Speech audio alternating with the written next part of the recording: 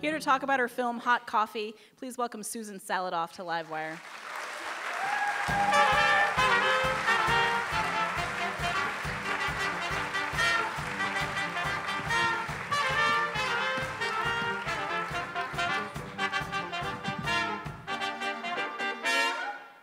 Welcome to the show, Susan. Thank you so much. It's wonderful to be here. That actually, if you had an action show, I feel like that would be the theme. That would be great. Yeah. Well, it'll be your next thing. Okay. It'll be your next project.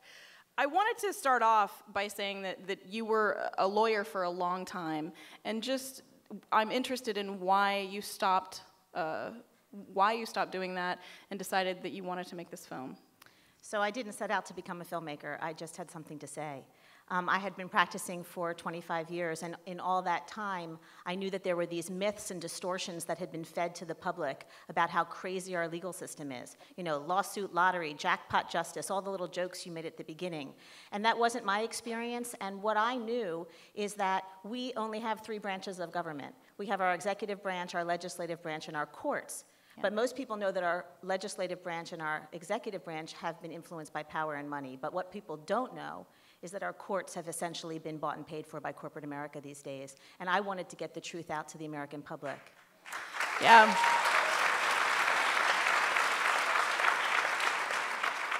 Yeah, the film is, frankly, it's pretty depressing because it sort of leaves you without faith in the justice system as it currently stands.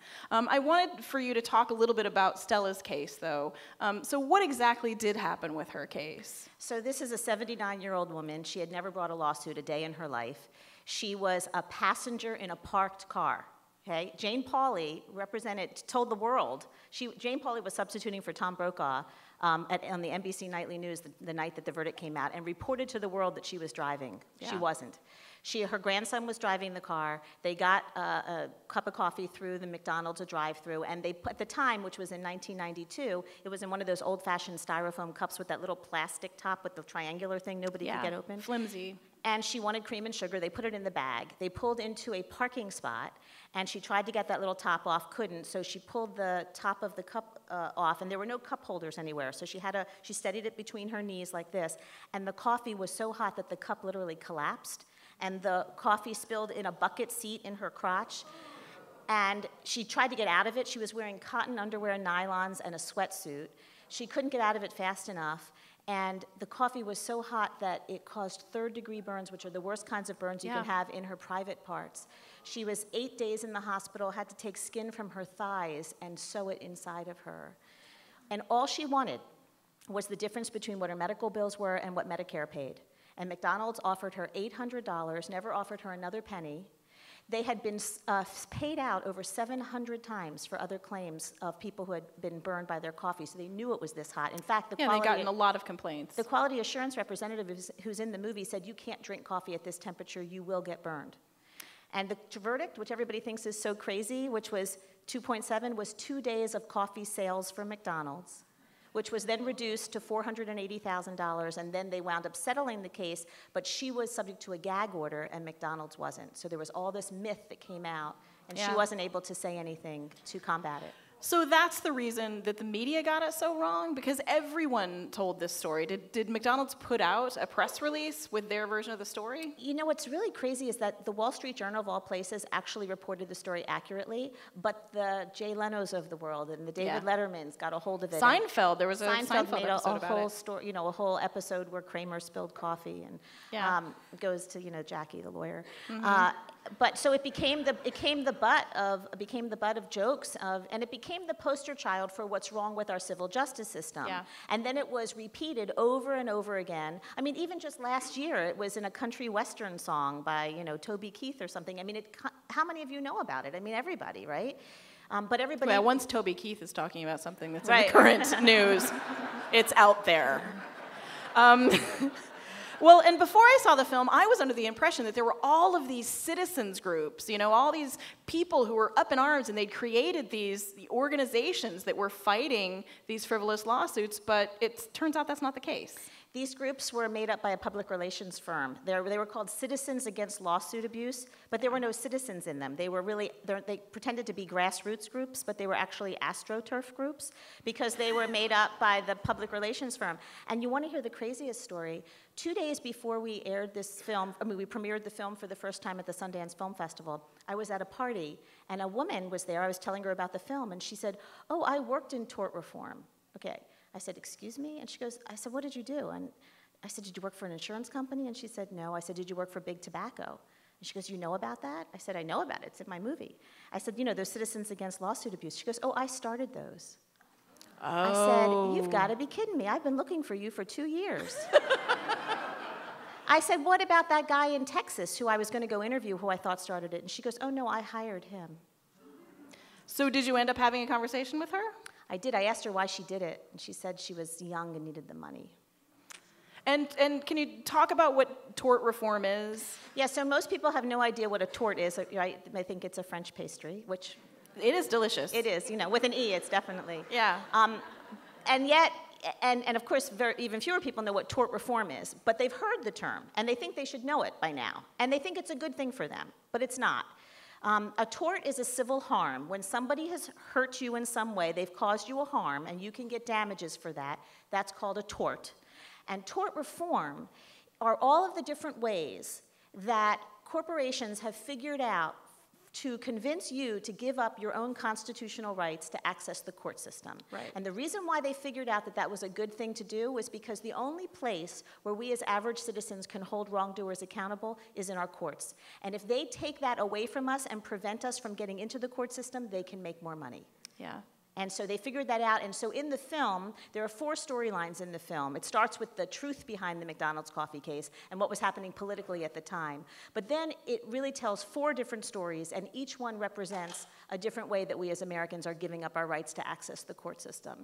Well, and one of the ways that you talk about is that we are all signing away our rights in binding arbitration agreements without really knowing it, that those are sort of buried in our cell phone contracts and credit card contracts. In the fine print of every contract that you will read these days, including everything online, you know, you have to check off one of those little boxes before you can buy anything online, embedded in them are these mandatory or forced arbitration clauses. And you go, well, what's that, and what can I do about it? Well, by the way, you sign these, or even just by using your credit card or using your cell phone, you're agreeing to it. And then, if you ever have a dispute with this company, they pick the decision maker, they pay for the decision maker doesn't have to come up with a reason why he or she made the decision. It's completely secretive, and there's no right to appeal. Right. So who wins? You and I don't win. Well, and there is a very, very small percentage of people who actually win against the corporations, right? It's like 1 out of 10 if you're lucky. And these are everywhere now. And our U.S. Supreme Court has essentially said that they're okay. And so the only way we can get rid of these is either cross them out, if you can, in some contracts. Like when you buy a car these days, they'll be in there. Cross them out and sign your initials. Negotiate to get them out. Or there's a bill pending in both the House and the Senate called the Arbitration Fairness Act, and we need to contact our legislators and tell them to support it. And they can probably find that at a way to contact them at your website. Our website, which is hotcoffeethemovie.com, and there's a take action page on there that gives people, because you're right, at the end of the film, we did have, when the film was in the film festival circuit, we had these action items at the end, but then it got on HBO and they made us take them out. But they're on our website, and they're also on the DVD, and there's a take action page on our website so that when you get pissed off, which you will after you see this movie. You will. You're going to want to not be happy. You know, you're going to want to do something. Take all that energy and go do something. And the do something is to go to our take action page or show the film to other people. Right.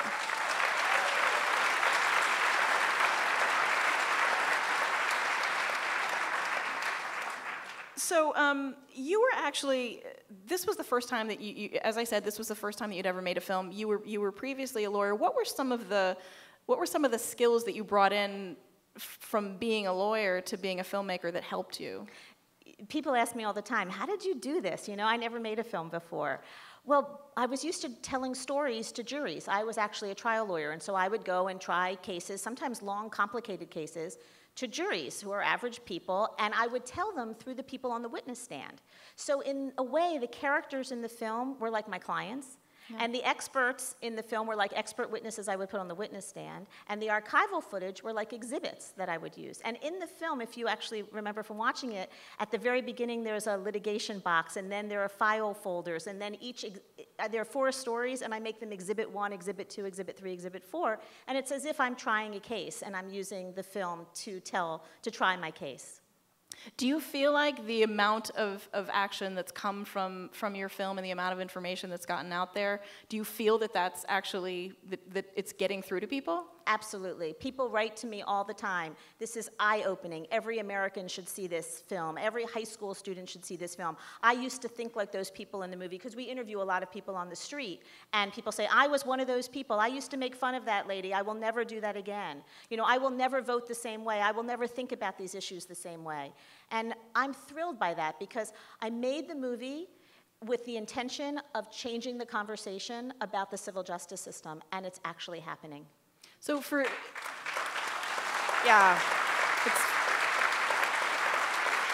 you, ideally, what happens based on this? What do you think needs to change about the system?